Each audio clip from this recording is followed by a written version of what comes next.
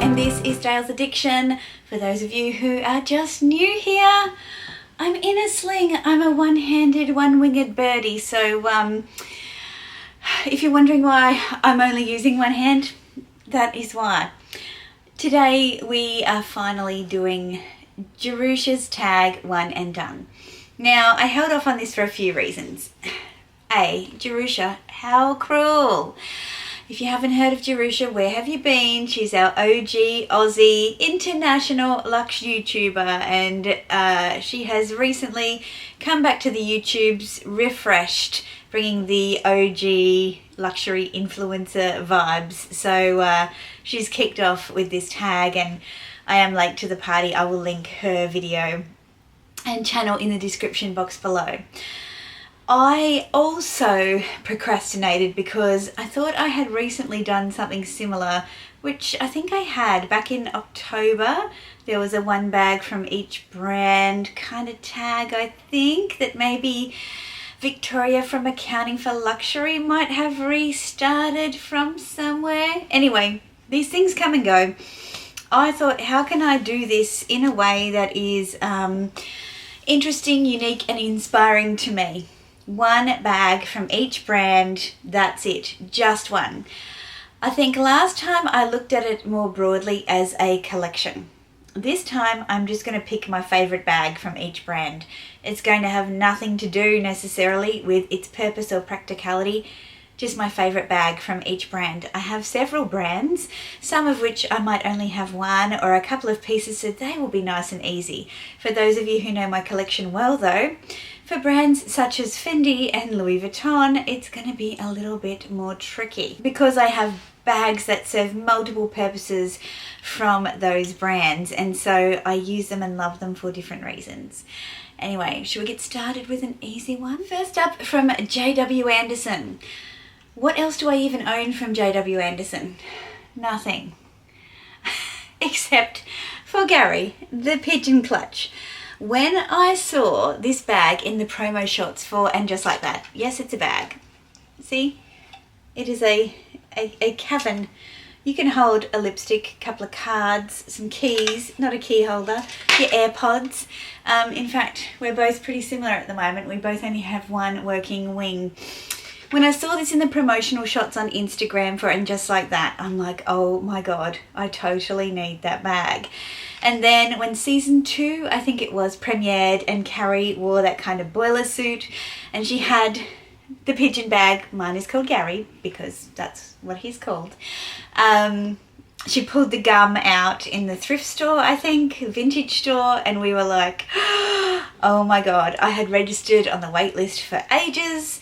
And then I think it was when Connor and I were in Sydney for Meredith from the channel Living Luxe with Meredith's post-wedding celebration that I got the email saying he was back in stock and I could order. So I did. No regrets. It's a beautiful 3D printed plastic, I believe, handbag. It's very lifelike, as you can see. The little eyes. A lot of people do not like birds. This is for you, Deb. Deb from Wild Unfiltered, not a fan of the bird. Super fun. I usually carry this bag around in a little Fendi basket. At the moment, it's a bit hard because not only is Gary very impractical, but I am one hand down, and so that means he's staying in the cupboard looking after the rest of my bags at the moment. Another brand that I only have one of is Alexander McQueen. And that is this beautiful knuckle duster clutch with the gorgeous hummingbirds. The detail on this bag I picked up pre-loved at LuxLink here in Brisbane is just beautiful, and I literally went in to just have a little nosy around and I saw this straight away and I couldn't stop thinking about it. I contacted them to ask them if they were negotiable at all, and I picked this beauty up, which would normally retail for around 6,500 Australian dollars, for just 1,350. Absolutely gorgeous. Another brand that I only have one of is Salvatore Ferragamo, and this is the beautiful Hug in the medium size in raffia. Now, I had not set foot in a Ferragamo boutique for a very long time, And in fact, I had no intention of setting foot inside of a boutique, but I was simply walking past. I think I was on my way from Louis Vuitton back to the car park, and out of the corner of my eye, I'm walking past and I went, oh my God, did I just see that? And back I went into the store, and all the staff saw me backtrack. I saw this in this beautiful kind of natural colour with the black leather contrast straps and base. I mean, look at the finish on the base there. And I also saw it in a black, and it was not planned for the day. It was definitely not planned. I was actually meeting Connor for lunch that day from the channel The Closet by Connor, who's in Paris at the moment. Not jealous. So jealous. And I said to him, oh, come and meet me in Ferragamo before lunch because I've just fallen foul of this bag. And I thought maybe it was too similar to that Fendi Sunshine Shopper up there. Totally different, totally different. And anyway, rather than pretend to delay it with a thoughtful conversation over lunch, I just bought it. And I have loved using this bag. I use it for work. I also use it for, now that I've only got one wing, if I'm heading out for an appointment for the day, like getting my hair washed or something like that, and I need to pick up a few things, I'll take this bag because it's so light and comfortable. I can put it on the crook of my arm, and I know I can just slip some things in there, a couple of groceries and bits and pieces. And it almost turns into a bit of a granny chic vibe as opposed to the typical workwear looks that I will style it with. I'll put a picture up here so you can see how I kind of wear it to work. I'm in a subtropical climate here in Brisbane, so for me this works as a great large work bag. From Valentino, I only have one. It is this Valentino Rockstud camera bag in the beautiful rose poudre or rose powder kind of colour. This bag I picked up on my first trip to Paris from Le Bon Marché, and I loved how interesting it was. It's such a beautiful soft leather. The Valentino leather is really underrated. I struggle with the fact that Valentino is pretty underrated for their handbags. And I think it's because they are kind of a time, and they are very same some of the time. But I loved the additional hardware on this. It has one strap that is not detachable, but it is adjustable. And the space in this bag is amazing. I love this for travel. In fact, I was tempted to sell it in a vlog sale just before I went on my 2023 trip. And I rescued it. I said, Connor, please don't sell it.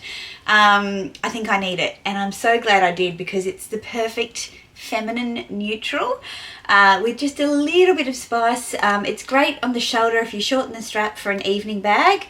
But you can wear it crossbody and it fits a heap in it. And because it's lined in some kind of, cotton twill fabric, it keeps it nice and light as well. So for me, this is absolutely beautiful. And I've just remembered there's another brand that I only have one of, and it is Prada. I used to have another Prada, but I sold that in a long time ago now, several years ago. It was a tote. This one off the back of that Valentino is it's called a crossbody bag. It's in this clay color, which is a really cool kind of taupey neutral, and it has a big strap, but I can't get it out. The strap is like a canvas. I might have a mod shot of me wearing it here, which will make it easier for you to see it. But the leather is so squishy and beautiful. The capacity of this bag is divine, and inside of it, it's lined in this beautiful soft leather as well. And I bought it for travel too. Got a bad habit of buying bags just for travel. Now I've just realized there's another bag that I've just got one of. But the reason that I look for bags specifically for travel is because typically, you'll see from the rest of the bags that I love, I don't buy bags with practicality at front of mind. I typically buy bags that are beautiful, treasures, artistic, unique. And so when it comes to travel, I know I need practicality, and I look around and think, I have nothing. So buying bags for travel is something that I have been doing, and this is one that I bought for that trip last year. And last year, no, it was 2023 I bought this bag.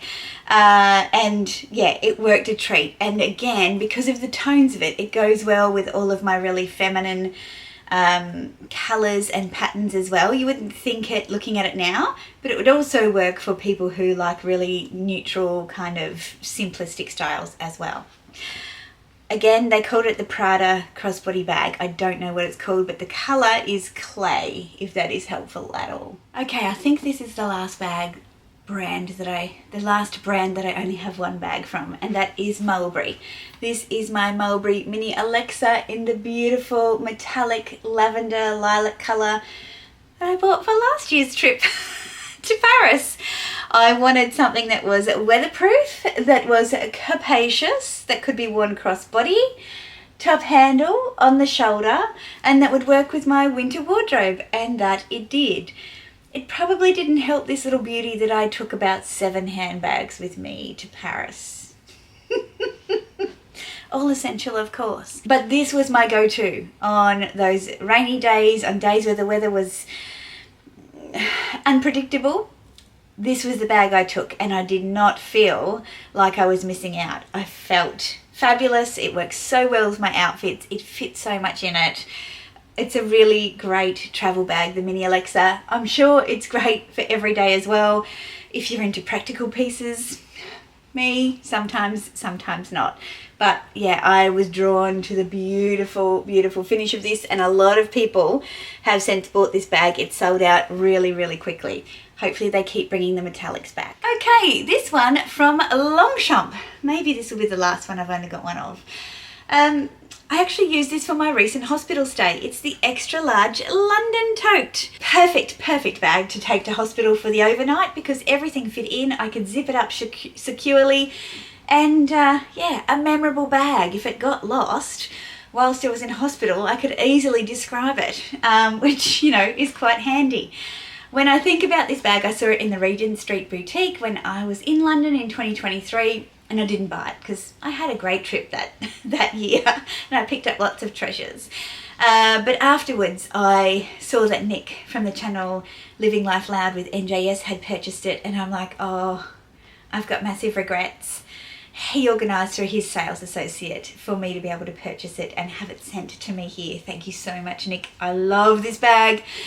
This reminds me of that line from the movie Snatch, when they're talking about London, you know, London. 86 carats. Where? London. London. London. London? Yes, London. You know, fish, chips, cup of tea, bad food, worse weather, Mary fucking Poppins, London. And I'm like, yes. Is it London or Britain? Or the UK? I don't know. Anyway, however the film goes, that's what this reminds me of. I have 3 bags from Gucci. And I just realised I have another Prada, but that's definitely my favourite Prada. I have 3 bags from Gucci. And they're all very unique and different. But I have to say, the one I have owned for the least amount of time, that I purchased around this time last year, is my favourite. It's the Gucci Sylvie bag. It's the medium shoulder bag. This one is in leopard print pony hair. And I was able to pick it up in brand new condition for $900 this time last year at the beginning of the Mob Wife season. And I have to say, to have a printed bag is such a kick in my collection because besides monogram, there is not a lot of print around. And this in this kind of natural fibre, if you can see the texture there, it is just gorgeous. And I bought a black strap to match the black side so I can wear this crossbody, and I adore wearing it. Again, it's got great capacity to wear as a shopping bag, a travel bag. It puts like a real edge on any outfit that I pair it with, and because it's leopard print, it goes with everything. Maybe a girl's got too many bags because she's forgetting bags now. My one and only from Jimmy Choo. This is the Bon Bon Fringe Clutch in fuchsia. This is the bag that I wore to Meredith's wedding celebration. It is absolutely spectacular. It fits a lot. I'm going to try and show you. That's how big the bag part of it is. It is a fab colour. It works really well with like a long oversized blazer. So don't think of this as an evening bag. Think of this with a pair of, you know, cut off jeans, a crop jeans at the ankle, pair of court shoes or strappy sandals, this bag, oversized blazer, cami, et voila, like, job done. Now to Hermes. A couple of years ago, I wouldn't even have Hermes in my collection because I was just not for it. How things change. So this one might be a fairly controversial decision considering I just earned my first, stupid word, isn't it? My first Hermes quota bag on the journey. The first one I got in a very, very interesting circumstances. And it still remains my favourite for that reason.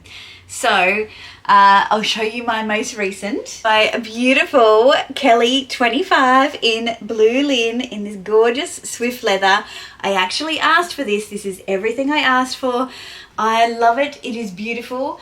We've not had the time together though for it to surpass my favourite Hermes bag, which is my Vert Comics Birkin 30 with palladium hardware in Togo leather. This challenged every perception I had about Hermes. The journey, the bags, the colours, everything. I will link my journey video in the description box below. Check it out. It is a hoot. It either will piss you off big time or you'll be laughing along with me, but this bag changed everything for me in terms of my perception of Hermes, and the fact that I was offered it by chance in the flagship store at Rue Faubourg Saint-Honoré in Paris with Meredith from the channel Living Luxe with Meredith. Well, it doesn't get better than that. So this has to be my favourite. Okay, we've just got Louis Vuitton, Chanel and Fendi left to go. From Louis Vuitton, I have many bags from Louis Vuitton and they all represent different things. Some are practical, some are travel, some are work-based, some are pretty, some are almost like little trunks. The one that, well, some are wicker, some are, yep, okay, I'm just looking around. There's all sorts of beautiful pieces. But my favourite is my Petite Mal. This is a lilac ostrich Petite Mal that I picked up in Rome.